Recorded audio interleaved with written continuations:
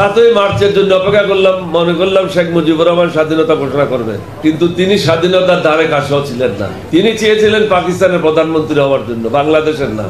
তিনি স্বাধীন বাংলাদেশ চায় নাই, এটাই হলো বাস্তবতা। 18ই মার্চ শেখ মুজিব যখন বাংলাদেশের স্বাধীনতা ঘোষণা করলো না, জিয়াউর রহমান সাহেব, আমি এবং কর্নেল আমার চৌধুরী, এই প্রথমবার আমরা তিনজন একসাথে মিলিত হলাম এবং চূড়ান্ত একটা পরিকল্পনা করলাম। তৎকালীন মেজর জিয়া এবং আমার অফিসের মধ্যে পার্থক্য ছিল 3 ইঞ্চির একটা দেওয়াল।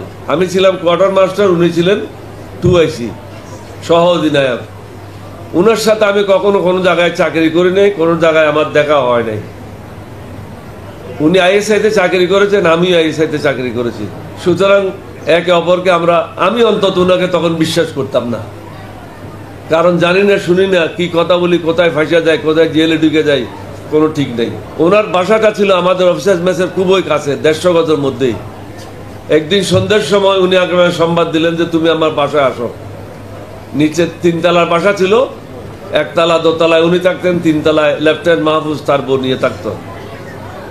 নিচের তলায় বসলাম, দীর্ঘক্ষণ উনি আলাপ করলেন, আমি শুনলাম, কোনো অংশগ্রহণ করলাম না। তখন উনি আমাকে বললেন, 1 ঘন্টা কথা বললাম, তুমি একটা কথাই বললে না। আমি কিছু জানি না, আমি বলবো কোত্থেকে, আমি তো আজকে শোনার জন্য আসছি আপনার কাছ থেকে। উনি তখন আমার সাথে কথা বলে সুবিধা করতে পারলেন না, এবং উনি এটাই জানেন যে আমাকে ছাড়া বিদ্রোহ করাটা সম্ভব না, কারণ কোয়ার্টার মাস্টার হিসেবে সবার সাথে আমার একটা ঘনিষ্ঠতা ছিল। এবং যেহেতু আমি 4 বেঙ্গল থেকে 130 জন সদস্য নিয়ে গিয়েছিলাম, এটা আমার জন্য একটা বাড়তি সুবিধা ছিল। কয়েকদিন পরে উনি আমাকে আবার ডাকলেন, গেলাম বাসায়, আবার কথা শুরু করলেন না। আমি বললাম, লম্বা চৌড়া কথা না বলে শর্টকাট বলেন, কি করতে চান বলেন।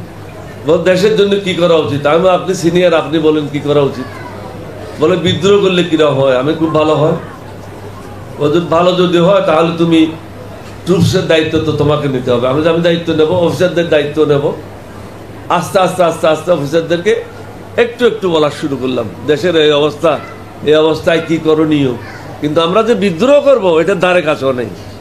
শুধু দেশের এই অবস্থা হলে আমাদের কি করণীয়, আস্তে আস্তে আস্তে আস্তে মোটিভেশন করা শুরু করলাম।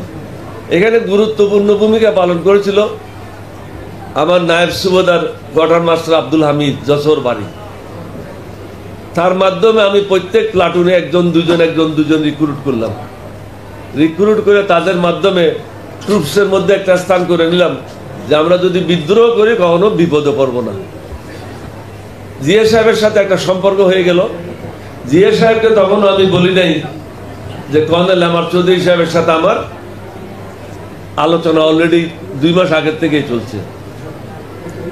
7ই মার্চের জন্য অপেক্ষা করলাম, মনে করলাম শেখ মুজিবুর রহমান স্বাধীনতা ঘোষণা করবে, কিন্তু তিনি স্বাধীনতার ধারে কাছেও ছিলেন না।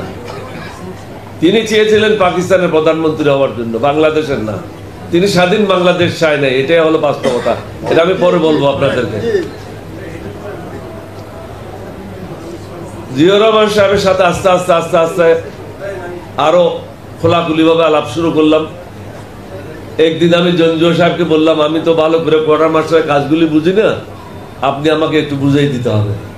বলছে, আমার কি এটা সময় আছে নাকি এটা বুঝিয়ে দেওয়ার জন্য, তুমি জিয়ার কাছে যাও। আমার তো উদ্দেশ্য ছিল জিয়া সাহেবের কাছে যাওয়া। উনি আমাকে বললেন জিয়া সাহেবের কাছে যাও।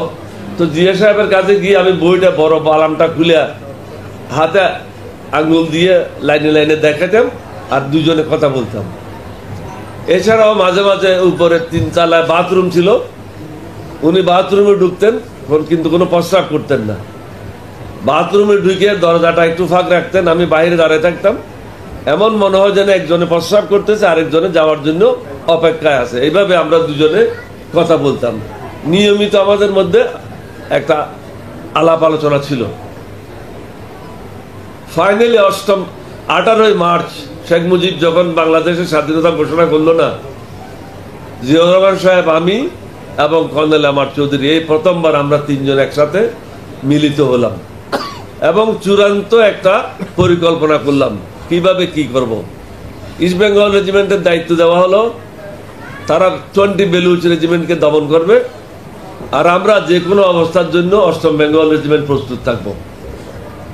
পরবর্তী পর্যায়ে অবশ্য ইপিআর এর সাথে আমাদের কিছু কিছু কথা হয়েছিল, কিন্তু ইপিআর সেভাবে অ্যাক্টিভ ছিল না। শর্টকাট করার জন্য, কারণ দীর্ঘক্ষণ যাবৎ ক্যামেরাম্যানেরা অধৈর্য হয়ে বসে আছে, তারা তাদের খোরাক পায় নাই। তারা আসছিল অ্যাকচুয়ালি মুক্তিযুদ্ধের গল্প শোনার জন্য, সেটা পায় নাই। আপনারা কয়েক কোথায় ছিলেন পোস্টিং, ওইটাই তারা শুনেছে।